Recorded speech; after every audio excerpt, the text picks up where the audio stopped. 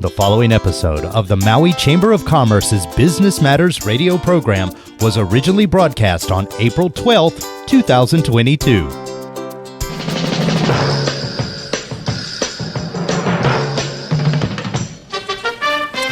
Aloha and welcome to the Business Matters radio show, sponsored by Mokulele Airlines. I'm your host, Pamela Timbot, president of the Maui Chamber of Commerce. And today we're going to speak with Mayor Victorino about many amazing subjects because we're in budget season, including housing, budget priorities, and challenges with finding interested persons to serve on boards and commissions. And we're going to speak with the Professional Rental Management Association, known as PRMA. They are a trade council under the Maui Chamber of Commerce. And we're going to talk about the end of the Safe Travels program and mask mandates and impacts to PRMA members as transient accommodations in apartment zone districts are being considered to phase them out. And we're going to meet the owner of Mailia and Company, who creates and designs local-inspired apparel and accessories for the entire Ohana. So exciting to talk with everybody this morning on this gorgeous Maui day. But first, I would like to share a warm welcome to our Mayor, Victorino, who I believe is on the line, or excuse me just a moment, we're getting him on the line. Give us just a moment. Mayor Victorino is, as you know, he has a very busy schedule and he's just getting looped in. Aloha, Mayor, good morning and welcome to the show. Good morning. I was on the other line calling you when big guy called me, so I got you. You're awesome. Perfect timing. Well, yes. Good morning. Good morning. There are so many things happening in the county, and I was there when you delivered over 900 pages and 2 huge binders to all of the county council on the budget, releasing your budget priorities on March 24th, with housing being among the top, which we're very excited about. Can you tell us about what you've included in the budget and also what will expedite new units getting built? Well, as you're well aware of, we've had a severe shortage of housing problem here in Maui, as well as the rest of the state, even across the United States and in many countries like Canada, Australia, New Zealand, Europe, and beyond are having problem with shortage of housing. Problem stems from the housing bubble that collapsed in 2008, which many home builders really went out of business. Yes. And suppliers decreased their supply, or I should say, they decreased. I'm trying to say deplete and decrease at the same time. It didn't work. They decreased their amount of inventory. Now, with the lack of supplies, pushing up higher prices here in Maui and global pandemic entering the picture, things just went really, really bad. And now with the supply chain and inflation adding to that, the problem has become acute. So what we did is, last year the legislature offered us, counties, the ability to charge up to 3% surcharge in transient accommodation tax. So with that, the county is expected to collect an additional $60 million in new tax revenue over the next year. My budget proposes some new revenue uses of that to get our workforce families into homes that they can afford and obtain. I also propose, by law, we have a 3% real property revenue that goes for our affordable housing fund. Well, this year I have increased it to 7%, putting in nearly $30 million in appropriation to reaffirm our commitment to housing for our working people who power our economy.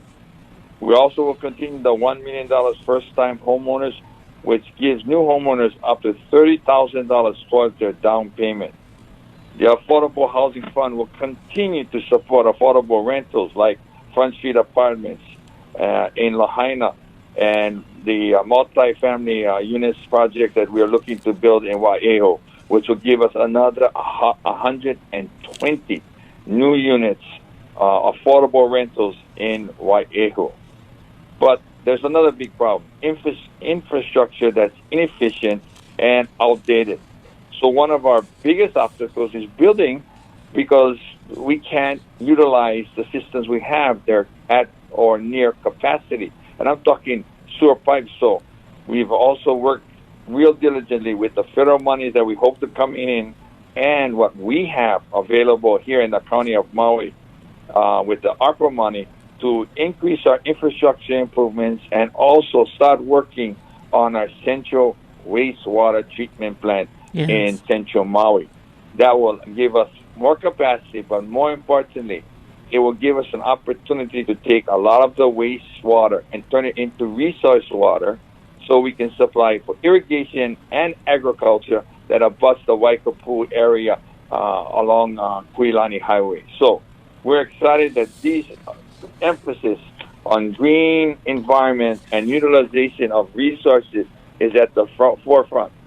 Finally, we are proposing $1 million to start the Imikala Extension Street, which will help Pihana and others in that area start to build affordable housing. That's right across the river, Wailuku River, from the Wailuku Mill Yard. You know, throughout this pandemic, our focus has been keeping people safe and healthy, and the well-being of Maui County has never been different in my mind. It always has been our number one priority. Nobody can see the future, but we know for sure climate change is happening, and we will have more frequent natural disasters. Runaway inflation and the alarming war in Ukraine has also added more concern to everyone in the world and here in Hawaii, especially Maui. But during the pandemic, we took risks, we depended upon each other, and we've learned that we can be more resilient, more sustainable. Bam, we have a great opportunity to diversify our economy with wellness and technology and have a different type of visitor industry, a hospitality industry that's educated, that are welcomed. What we've done also is start to push our arts programs, making Wailuku Town a center of arts. And the EV, the Halau or EV, I should say, is a classic example of the county putting its money where its mouth is. We are going to do it. I've committed $43 million towards it, and all the necessary funding that we will get outside of that from philanthropists and indigenous monies from the federal government will ensure that we have a world-class setup for our halaus throughout Maui County. And that is the beginning of my dream, the dream of putting one here in Wailuku and eventually one in South Maui, West Maui, upcountry, all over this county, just like community centers. I'd like to have a Oiwi halau in each of them. Maybe not for the arts, maybe just for the halau itself. But remember, hula is Maui and Hawaii's staple when it comes to the world. It is what we show our culture as. We teach them our history, we teach them our culture, and most importantly, we teach them our way of life. Absolutely. We've been doing a new Aloha Spirit show, and we've been talking a little bit about hula, and again, the storytelling and how we share our culture that is so well known. We've done such a great job of letting people know that the Aloha Spirit and Hawaii's hula and our way of storytelling are so precious, and our guests have embraced that, and the world has embraced it. So it's so important to share that. And Mayor, I appreciated that you go back, and it's so important. I had joined the chamber just 2 years before we saw the Great Recession, and you pointed out something that I think many people forget, and maybe younger people don't even know. But back in 2008, we talk about how we've lost a lot of inventory in terms of our home builders, and they lost a lot of land. What people often don't realize with development, and sometimes people demonize these developers and don't realize what it takes to purchase large land to gear up for affordable housing and rental projects, and then to hold that land until it's ready. And when you had something like the Great Recession hit, they couldn't keep up with the land holding. And a lot of those lands, went back to the bank, and the businesses were lost because they were leveraged on land inventory. And when things crashed, there were huge challenges, and that is part of this wave that we're seeing today and trying to overcome. That's absolutely correct. 2008 and 9 were horrific years when it came to the economy. We didn't have a war or anything that was causing it, but it got really, really bad because we had about from 2001 to 2005, we had some great years of growth, and yes. We had come out of 9/11 and come out stronger. America was a stronger country for that. And people forget that when we hit that roadblock in 2008, 9, 7, 8, and 9 really were what caused it. Really, it was difficult for all of us. Not only inventory was lacking, I think that was the beginning of the big spike, if you want to use that term. Mm-hmm. But more importantly, we lost people again, just like we did with the pandemic, who moved away. They left this town. They left our county because they were wanting and longing for some better opportunities because they didn't see much here in Maui County at that time. And so that's why the diversification of our economy, to make sure, like all our robotic teams that just qualified, like Maui High School, those students have opportunities to have technological jobs right here in Maui County, that they don't have to go away. Or if they go away for training and they come back and live here, raise their families here. This is the other reason why we're moving, trying to help our hospital obtain land or attain buildings here in Maui County so that they can expand and make us a first-class health system here in Maui itself. Our hospital is near capacity as far as space. They don't have much available. And they want to bring in new doctors and medical technicians and other types of equipment, that specialty medicines that we talk about. But we can't unless we have space first and personnel second.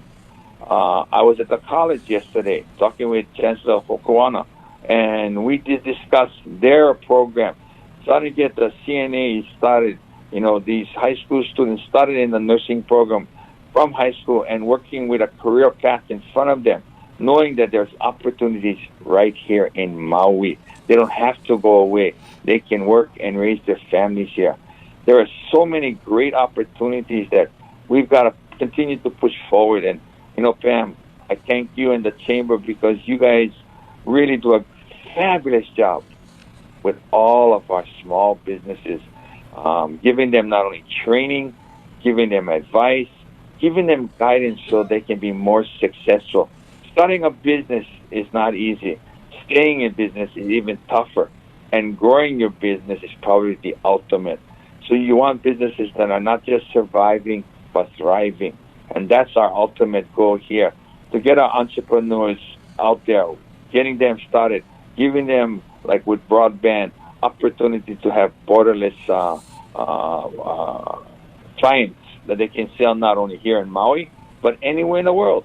And we don't have to have a visitor come here to see your stuff. They can see it, they can feel it, they can look at it, they can touch it, and they can understand what it means to have made in Maui products. That's been one of our biggest programs, and I want to thank you, the Chamber, and others who have continued to participate through the years.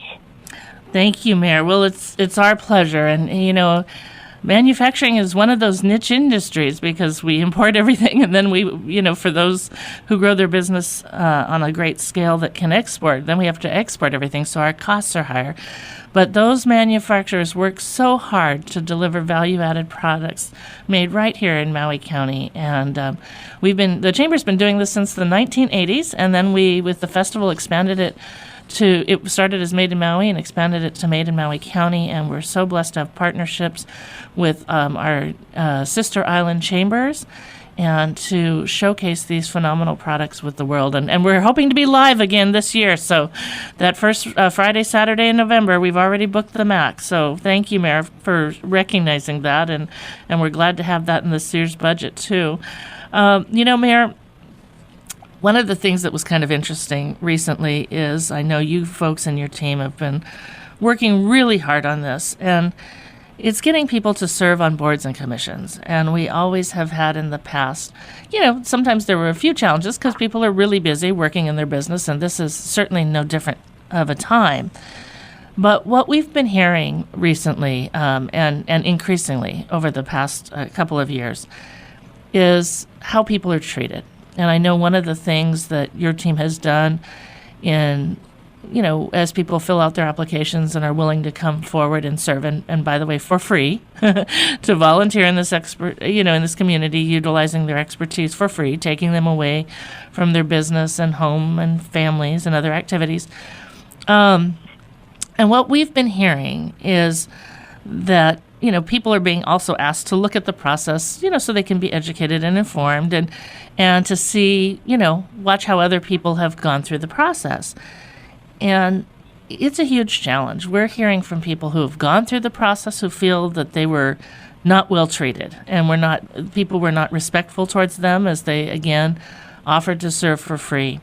We're hearing from people who have withdrawn their applications after watching the process and going through sort of the education, because they don't feel that the process, when it gets to the county council for review, is respectful. And I mentioned this recently, not to the degree I'm mentioning it now, but I mentioned, that when we were looking at charter commission proposals, that there were so many ways they were trying to change this process. And I was saying, well, if we treat people better, we'll have more applicants come forward. This is a huge issue. And I was just wondering, can you share a little bit, as the nomination process falls under the Office of the Mayor, can you share what you're hearing and what you're hearing in terms of why we're seeing reduced numbers of people being willing to serve? That's a real tough question to answer because it's more of what I would say a philosophical question. But let me start with this. I was on the council for 10 years. And I chaired the great committee where we used to do the commissions. It was a different name back when I was chair. And one of the things I always ask the members to be is respectful and courteous, okay? You can ask the hard questions, and if you have something that's valid, that you think has a reason for that nomination not to move forward, you could bring it up, but do it in a respectful manner. That was the style I had, where we didn't make people feel bad, but we made them feel wanted and needed. These are volunteers. I agree with you, Pam. These are volunteers. They get no pay for their work. They get no compensation. In fact, many of them now have been working virtual, which is another challenge because you're kind of working by yourself. You don't have any real interaction with your fellow board members and commissioners. But it is what it is because of what we've had. Hopefully that will change down the road. But I think the scrutiny that sometimes the council puts on these individuals may cross different lines. And I don't want to go into what I believe because, again, it's my belief. But, I've always learned to try as much as possible to treat people with respect, especially in a public venue when you're questioning them or you're asking about their experience and knowledge. I can tell you, I didn't have much knowledge about the water system when I was first put on the Board of Water Supply back in 2000 and I think 2002 or 2001, 2002, somewhere around there. But today, I can say I've learned such a vast amount of information, not only as the board of being on the Board of Water Supply, but it helped me when I ran for council.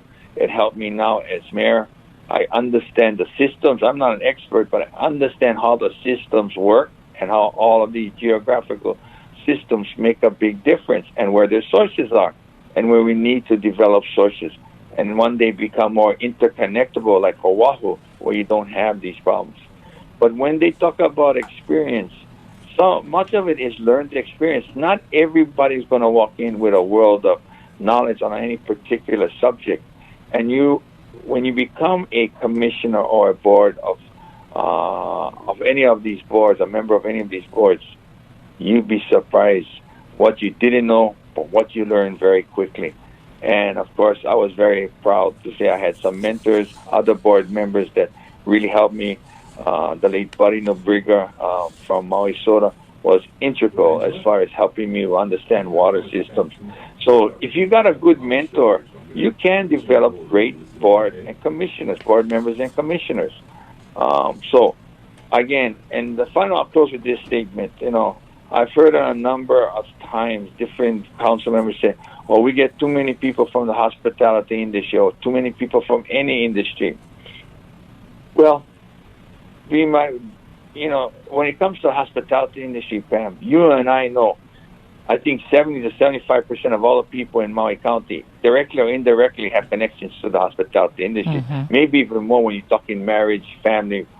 There's just no way of getting around, right? I mean, absolutely, right? And so to say that is really being disrespectful. You can think it, but you shouldn't be saying that, because that is their occupation. That's their livelihood. And to embarrass them by saying we have too many, so I'm going to vote one of you down. That's all on record. That's all on record. And people want to see it. I asked the public, try to look back at some of these. I know, Pam, you were talking about maybe the public should see what's going on.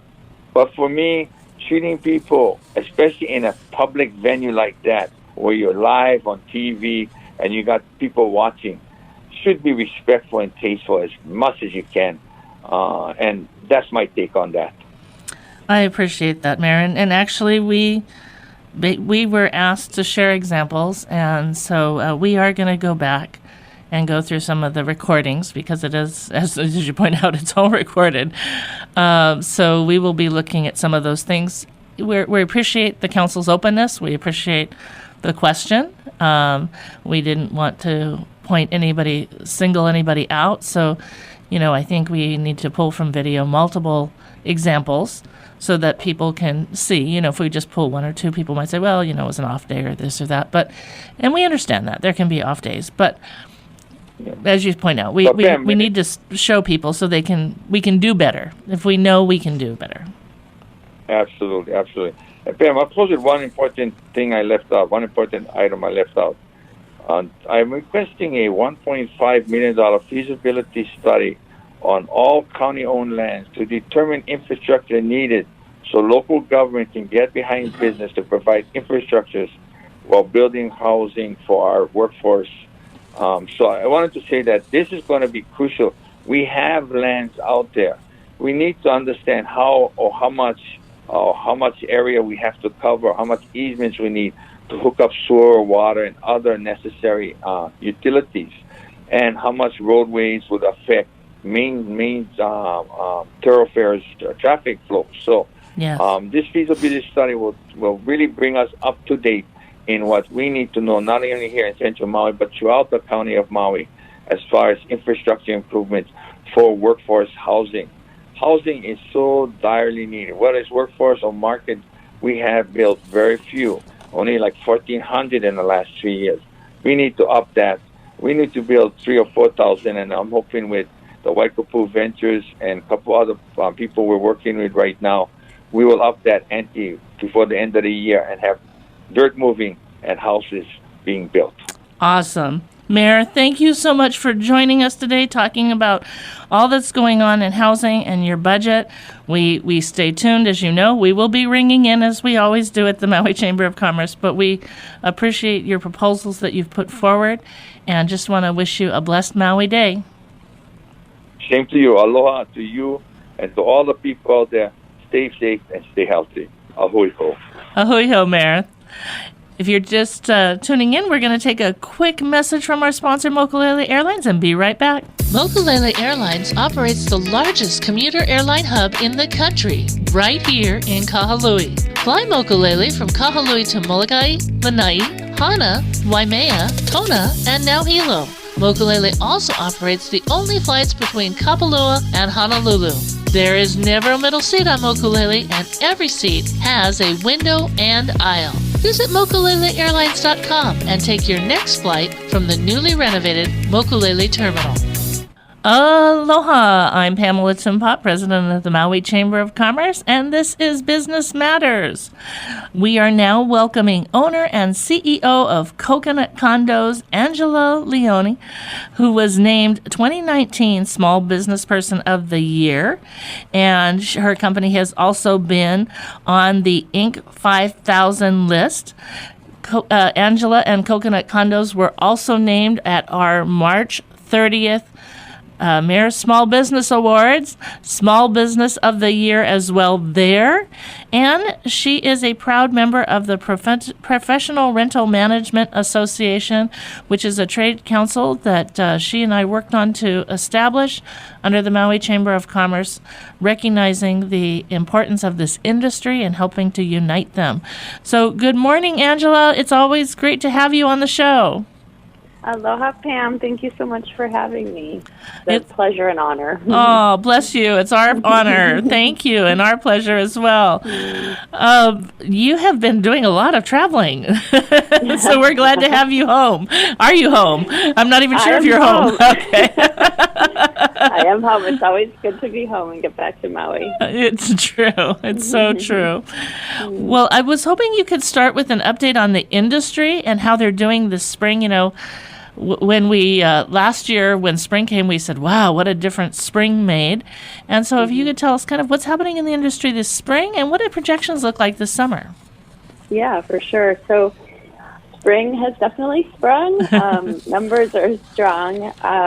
You know, we in our company, we've been kind of not really looking at 2020 and even some of 2021 in comparison for performance and how we're doing, just because those years were obviously unique.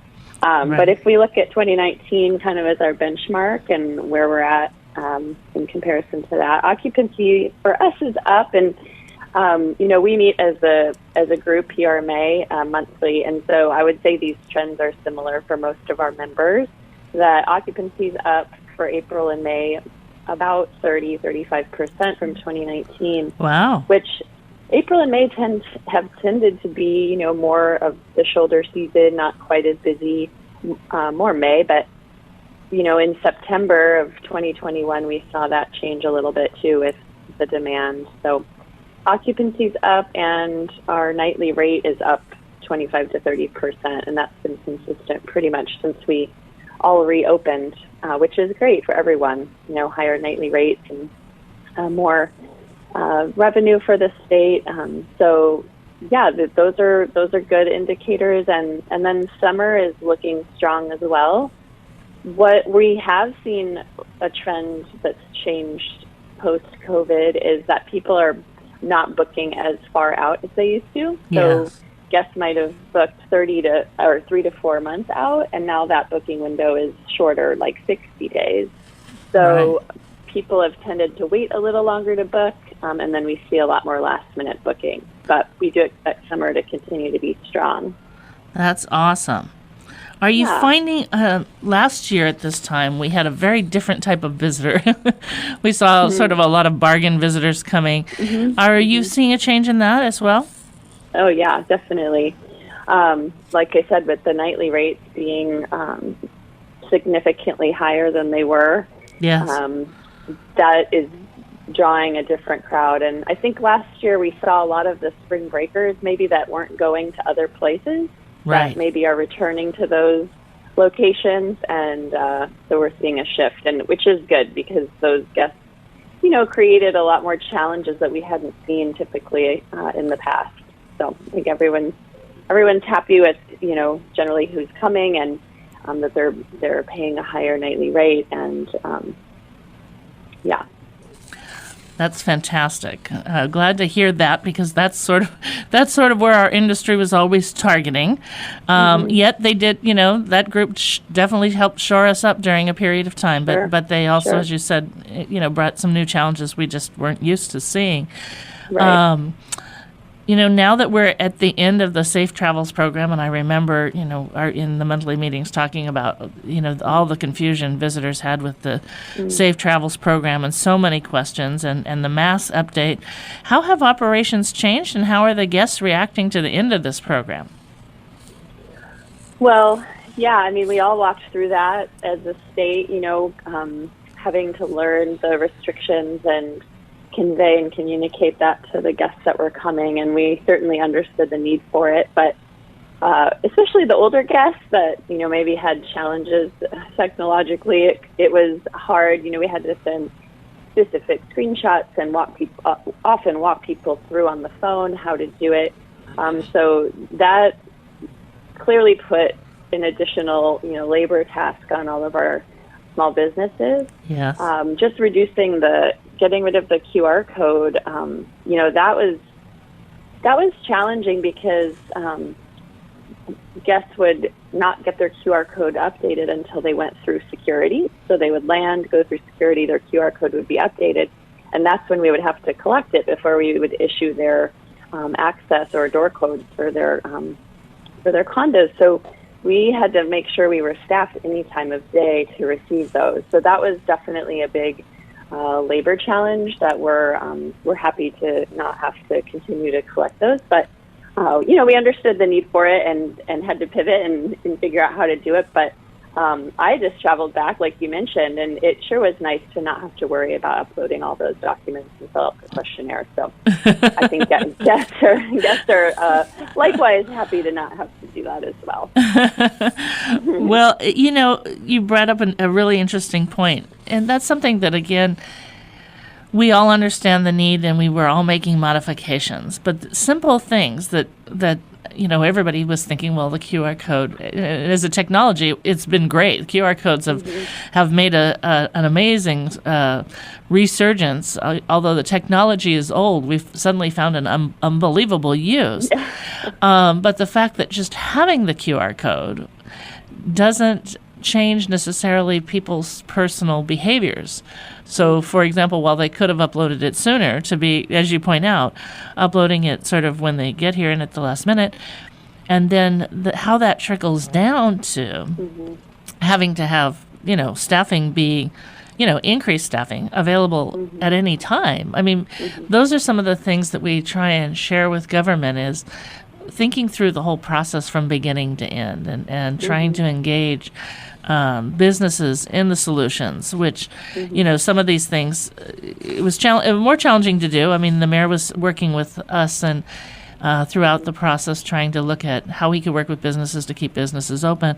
And we were trying to infuse at the state level some of these nuances. And again, we hope that we've moved past these nuances moving forward. We hope that we've moved past. But the stories are helpful, because should we see this again or see something else where this applies, helping people understand, sort of like the supply chain issue, how does a QR code and just reacting to that and the new process trickle all the way down in operation? So that's interesting to know.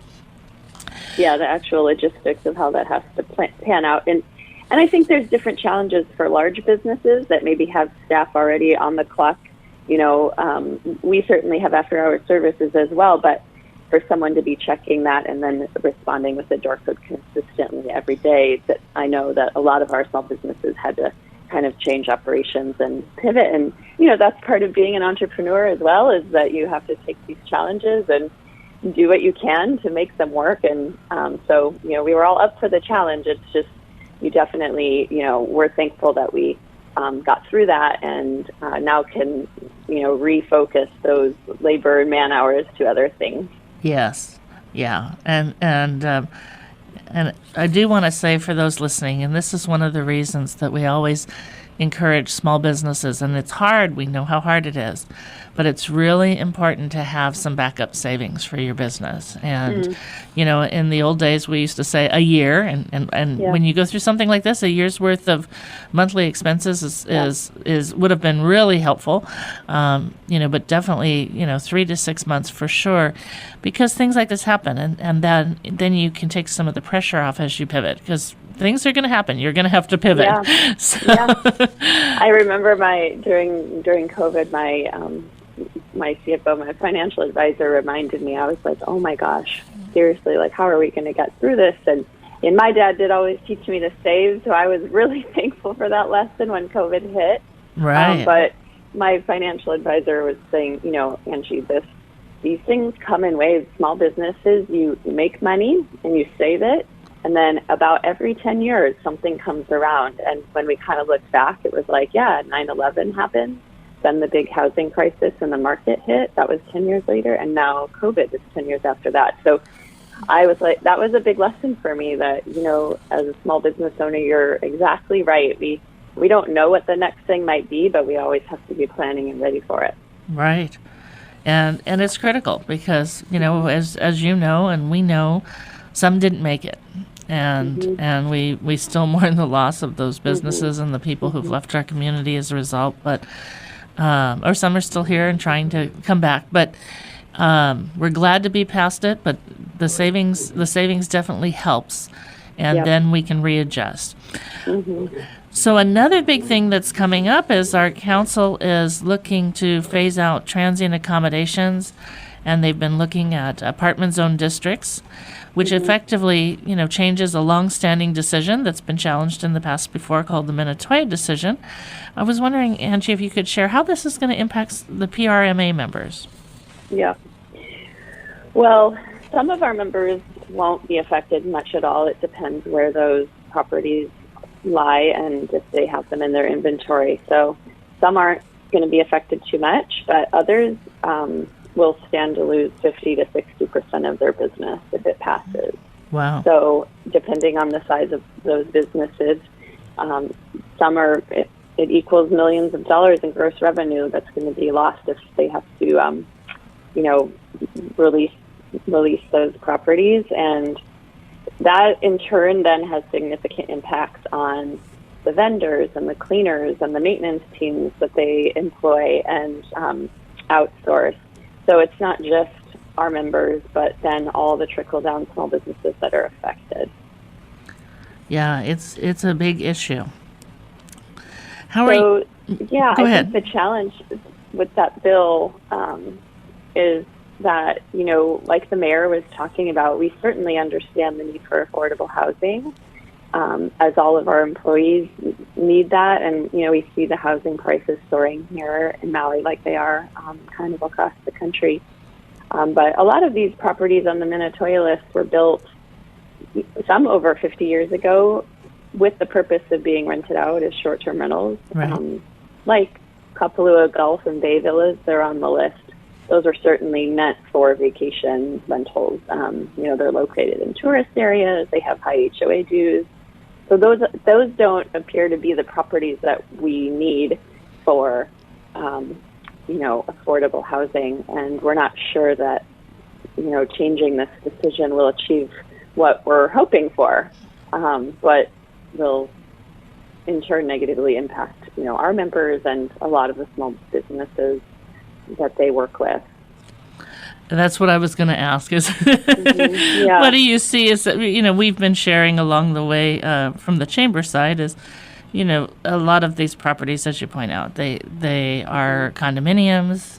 They have condominium fees, monthly fees, and they're in areas that were really meant to be for short-term vacation rentals. That was the intent. That's why they're located in the areas that they are.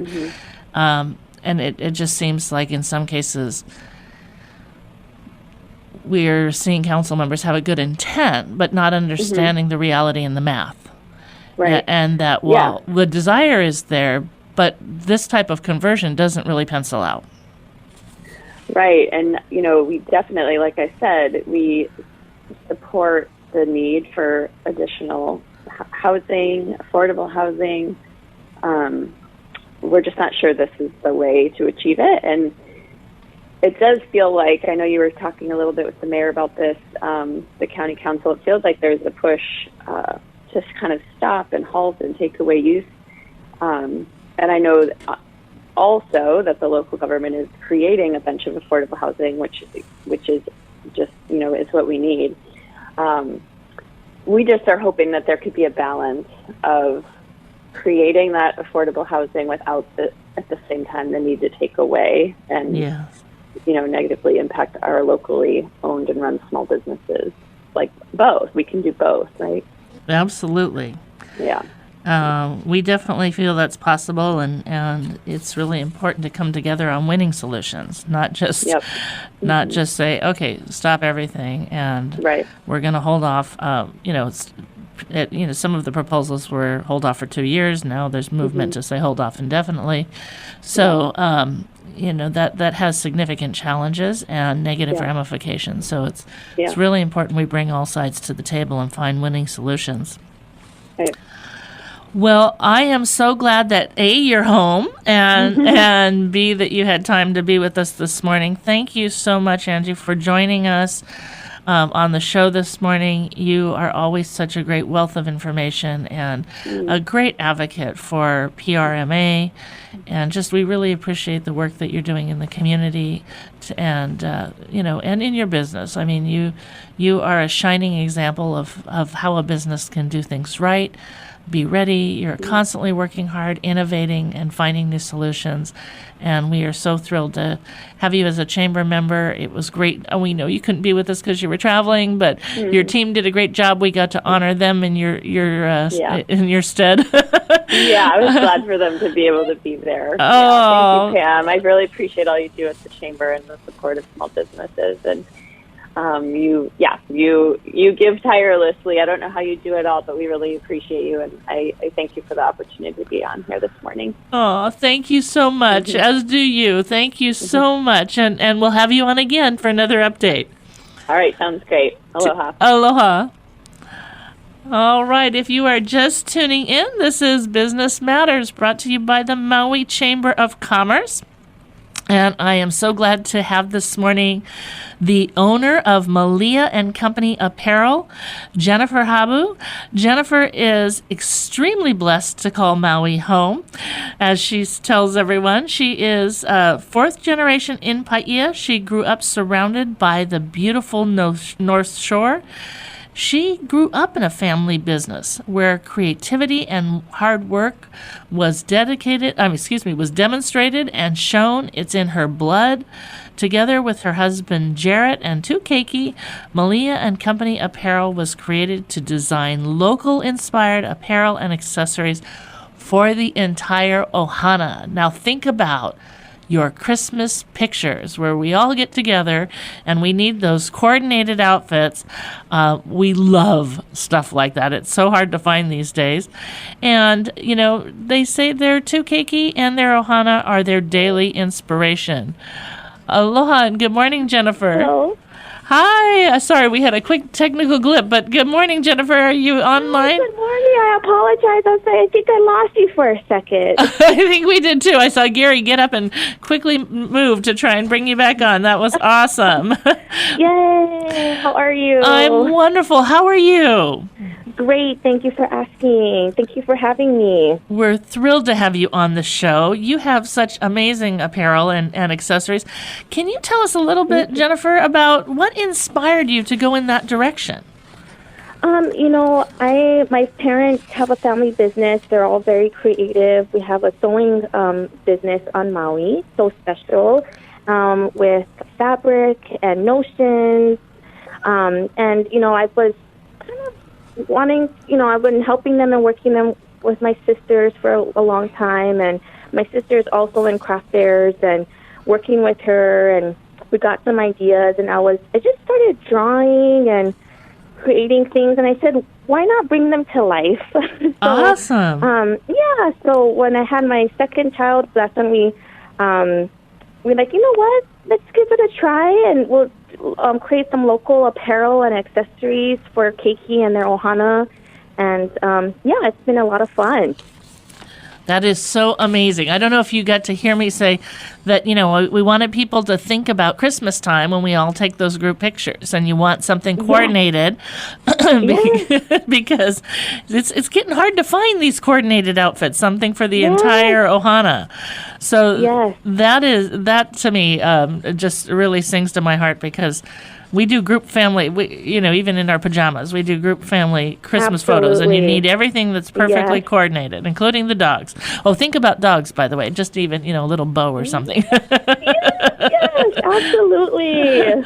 So you've been doing these amazing products, and then you have done some great social media. You've been doing pictures and sharing about your collection. Can you tell us about the different products you offer in your collection? And I hear there might be something coming up for Easter? Yes. So we first started out with the business just doing keiki apparel. We all of my designs we have printed, and a local family in Haiku print them for us keep it local and support Maui families. So we started off with that, with those collections. Then we added some adult shirts for men and women. And then I also started sewing appliques on keiki and adult clothing, whether it's, shakas, we have Mauis, and the other islands as well, honus. And then also our newest collections are sewing those appliques on canvas tote bags, a smaller size, a beach size, and little zippered cosmetic pouches as well. Wow. And for, so that's been really fun. And for Easter, this is the first time we're actually doing this starting Friday, and I'm going to post it on social media with the code to use to apply our discount, and I'll post it on our website. We're going to do 50% off all of our keiki printed items. Wow. For the week. Yes. So, bring, for spring and getting ready for summer. So, that's going to be starting this Friday on Good Friday. Wow. 50% off is yes, huge. All keiki printed items. Yes. All of our printed designs will be half off. Folks, we talk about sometimes shopping for Christmas in July, but maybe now shop for Christmas this spring, because for a small business right now in times when, and of course you've done an excellent job about keeping things local, which definitely helps, but to give a discount as deep as 50% is really tremendous. And that's so awesome as that you're helping to give back in that way so people can afford your amazing clothing. Absolutely. We want to help our local families and, and our keiki and, like you said, keep it local, and, it's all about helping each other out. So especially, these past couple years have been a little hard for everyone. So it really has. It really has. Well, let's talk a little bit about your social media, and I want to talk about your website, because we want to make sure that everybody can find you in both locations. Many locations when it comes to social media, but we want to make sure that people can find Mailia and Company and take advantage of not only this great discount, but also all the other amazing products you offer. Yes. Okay, so we are on Facebook and Instagram at Mailia & Co. Apparel. And you can send us messages, leave comments. We do post our products and events that we do, and any sales or pop-ups. And our website is mailiaandcompany.com. And you can also find us, we have our products at my family store at So Special at Queen Ka'ahumanu Shopping Center. Awesome. Yes. Everybody knows So Special. I mean, I don't remember. When I first moved here, it was one of those things that I was immediately introduced to. And back then I knew how to sew. I just didn't do a lot of sewing. I was a teenager. But oh my gosh, the shop has always been just a phenomenal array. It's like going into an art studio to see all of the amazing fabrics. Oh, thank you. yes, we have a great selection. So thank you so much. Oh, it is my pleasure. And so, with these now we've got totes, we've got pouches with applique designs, we've got men's and women's shirts with appliques on there. You've got the children's clothing, but you are also printing. Tell people a little bit about the designs. You've mentioned turtles, honus, and shakas, but so the appliques, the appliques that I've been sewing on. Well, we first started off just with the keiki, for the onesies and tees. We started just with Maui, because we are on the island of Maui, and we did shakas and honus, and we recently started doing the other islands as well. Oh, nice. So, so we can spread it across Hawaii, and then I added them on our tote bags and our zipper pouches, so they're really cute. I can't wait to see all the new products and engage in that. And we've been so glad to have you involved in the Made in Maui County Festival, as that's where we first met you, and you did so amazing through that. I know the last couple years have been a little bit different with these virtual events, but this year I mentioned earlier, we're going strong. We've got the MAC reserved, and look forward to being at the Maui Arts and Cultural Center again this year. That's wonderful. We are excited to be back. Thank you. Well, we look forward to having you, and you've made spring a really great treasure for everybody. There's with this great offer. So it's starting on Good Friday, and you said it goes for the week. We'll have it for 1 week, from Friday to the following Friday. Oh, awesome! Friday to the following Friday. Okay. Yeah, so we'll have it up. Give everyone an opportunity to jump on, shop when they can. I know that everyone's busy. So when they have an opportunity, just, visit our website and go ahead and shop online. If they have any questions, they can go ahead and email us or send us a message on social media, and we'll be happy to answer any questions. That is so awesome. One of the things that I find is, and the beauty is you can shop local online now, folks. So there are so many great sites where you can shop local online, and I'll get busy. I'll be looking and searching and finding phenomenal things and talking to family and friends, and I'll have stuff in my cart, and then something will come up. And I'll switch to business, and then it's sitting in my cart. And then sometimes you go back to your cart, and it's like, oop, I missed the sale, or I missed the opportunity, and I have to start all over. So it's nice to know this is, I haven't heard of a week-long sale in a really long time. Yes, I wanted to give people, an opportunity. Like I said, I know a lot of people are busy, and this is just a great way to, help everyone out with their schedule, and hopefully they have fun shopping with us. I hope they do. Okay, well, tell everybody again where they can find you on social media and your website. Oh, okay, yes, you can find us on Instagram and Facebook at Mailia and Co. Apparel, and our website is mailiaandcompany.com. Awesome. Jennifer, thank you so much for joining us on the show today. Thank you so much for having me. I really do appreciate it. Oh, it's our pleasure. Thank you, and have a beautiful Maui day. You as well. Mahalo. Mahalo. Well, we've had another great show here at Business Matters, brought to you by the Maui Chamber of Commerce and sponsored by Mokulele Airlines. I'm Pamela Tumpot, president of the Chamber, wishing you blessings and best wishes for a beautiful Maui day